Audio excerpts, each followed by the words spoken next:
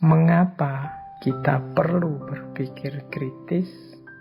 Nah, ini ada, kalau ini jawaban-jawaban yang sifatnya analisis. Kira-kira apa sih yang membuat kita butuh berpikir kritis itu? Apakah tidak bisa berpikir kritis itu otomatis saja? Kita mikir biasa saja kayak orang-orang lain. Toh semua orang juga berpikir. Apa ada orang yang tidak berpikir hidup di muka bumi ini? Semuanya juga berpikir. Kalau tidak berpikir, dia tidak bisa hidup selayaknya seorang manusia. Tapi kalau kita renungi, ternyata berpikir itu sesuatu yang sifatnya kompleks. Tidak sesederhana yang kita bayangkan. Iya, secara otomatis kita bisa berpikir. Tapi nanti ada banyak problem, banyak masalah yang memerlukan perenungan lebih dalam. Tidak bisa dijawab dengan berpikir sambil lalu otomatis saja. Perlu tahapan-tahapan, perlu proses-proses. Itu makanya para ulama juga banyak yang menyarankan kita belajar ilmu alat. Di antara ilmu alat itu ilmu mantek, ilmu cara untuk berpikir. Saya kalau di kelas kadang-kadang memberi contoh, kalau kita tidak belajar logika, penyimpulan kita bisa salah loh. Dari logika yang sangat sederhana saja, misalnya kita kan sering memberi contoh bahwa semua manusia mati, saya manusia, maka nanti saya mati. Ini simple.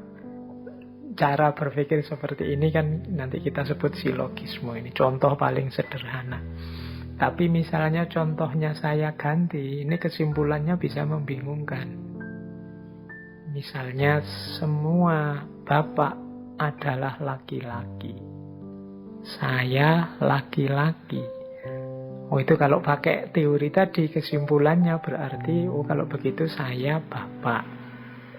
Ini loh, itu kalau tadi kok rasanya benar, tapi kalau yang ini kok rasanya ganjel ya. Semua bapak laki-laki, saya memang laki-laki, tapi kan tidak mesti saya bapak. Salahnya di mana ya? Ini ada kaidah logika yang dilanggar. Jadi ngertinya dari mana yo? Teman-teman belajar lagi tentang logika. Ini salah satu sebenarnya ilustrasi bahwa berpikir itu juga harus ngerti caranya, ngerti jalannya. Oke, itulah antara lain gunanya berpikir kritis. Nah, di situ saya tulis ada beberapa alasan kalau mau dicari mengapa kita butuh berpikir kritis. Yang pertama, berpikir itu sifatnya eksistensial. Keberadaan kita sebagai manusia itu di antara kunci pencirinya dengan semua makhluk hidup yang lain adalah kemampuan berpikir. Para filosof zaman dulu mendefinisikan manusia itu sebagai binatang yang berpikir. Nah, ini berarti penciri utamanya manusia itu berpikir. Sehingga kalau manusia kehilangan kemampuan berpikirnya, dia berada dalam bahaya. Mungkin dia jatuh ke ranah kebinatangan sehingga hidupnya tidak tertib, tidak tertata, isinya hasrat, ambisi, tidak cerdas, sering jatuh dalam kekeliruan, kesalahan, atau juga jatuh ke ranah asfala safilin. Kalau bahasanya Al-Quran bahkan lebih rendah dari binatang. Nah, ini jawaban eksistensial yang pertama. Manusia itu ya secara eksistensial memang butuh berpikir. Yang kedua, selain bahwa hakikat mekanisme kediriannya adalah berpikir, manusia juga punya fitrah kebenaran. Fitrah kebenaran itu manusia itu kediriannya berkait erat dengan adanya kebenaran. Manusia itu gelisah kalau keliru. Manusia itu gelisah kalau salah. Kita kan kadang-kadang jelas-jelas salah, tidak mau disebut salah. Karena memang manusia itu selalu ingin ada di ranah yang benar. Nah, ini fitrah. Berarti apa? Yang bisa membawa kita kepada kebenaran itu nilainya penting bagi manusia. Termasuk akal budi dan berpikir. Jadi manusia itu secara fitrah ingin berada dalam kebenaran, sementara dia tidak selalu ada di sana, kadang-kadang juga khilaf dan salah. Maka manusia pastinya membutuhkan kendaraan untuk sampai pada kebenaran. Antara lain kemampuan berpikir kritis. Yang ketiga, secara pragmatis manusia itu membutuhkan berpikir untuk hampir semua wilayah kehidupannya. Berpikir adalah universal need, kebutuhan kita yang universal di bidang apapun. Saya pernah ditanya, Pak, kalau belajar filsafat itu nanti kerjanya di mana? Zaman itu saya masih bingung jawabnya gimana ya kan. Kalau nyari lowongan pekerjaan di koran-koran itu kan tidak pernah ketemu dicari seorang filosof. Apa teman-teman nyari, coba dibuka webnya lowongan kerja itu, jarang kan ditemu. Atau jangan-jangan malah tidak ada dicari seorang filosof. Kalau dilihat ininya itu mungkin para sarjana dan mahasiswa filsafat bisa pesimis. Tapi jangan lupa, hakikatnya filsafat itu adalah berpikir yang benar. Dan berpikir ini kualifikasi kompetensi yang dibutuhkan oleh semua bidang pekerjaan, bahkan semua bidang kehidupan manusia. Tidak ada satu bidang pun yang tidak butuh kemampuan berpikir yang benar.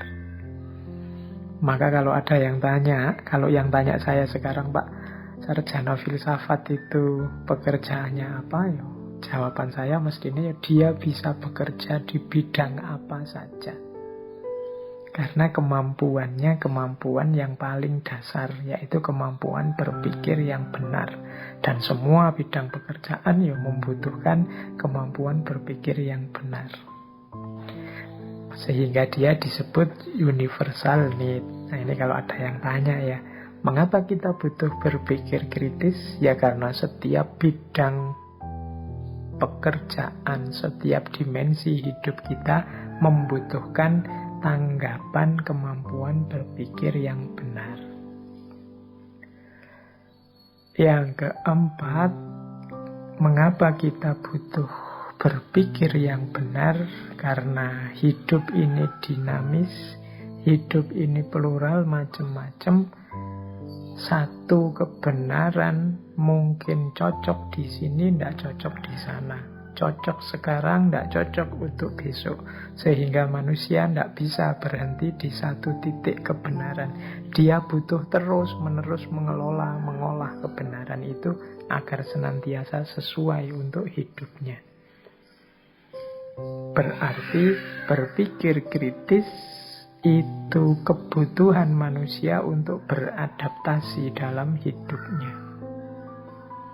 Kalau dulu memang cocoknya begini, tapi sekarang tidak bisa lagi begini, harus begitu loh. Kemampuan seperti ini kan namanya kemampuan berpikir kritis.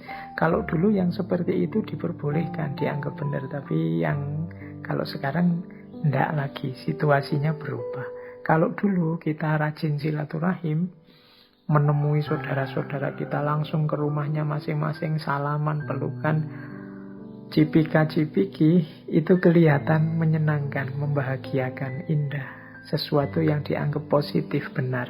Tapi sekarang zaman pandemi, Ya kalau bisa tidak begitu lagi. Kalau kita nekat kemana-mana silaturahim terus ketemu teman, salaman, cium tangan, cipika-cipiki dan seterusnya, ya resikonya bisa dibubarkan polisi, bisa akhirnya kita kena corona. Situasinya berubah.